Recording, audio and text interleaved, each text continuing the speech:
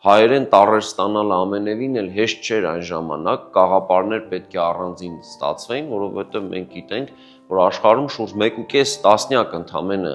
ազգեր կան, որ լիովին ինքնուրույն այբենական համակարգ ունեն, եւ եթե օրինակ լատինատար հիմքով տարբեր ժողովուրդների համար հեշտ էր ստանալ կաղապարներ, որովհետև արդեն 1446 թվականին Գուտենբերգը ստեղծել էր համապատասխան այդ լատինատար կաղապարները, հայերենի համար դա չափազանց բարդ գործ էր եւ խնդրեմ 1512-ից տպագրական ֆենոմենը իբրև քաղաքակրթական երևույթ հայերի համար արդեն հասանելի էր, բայց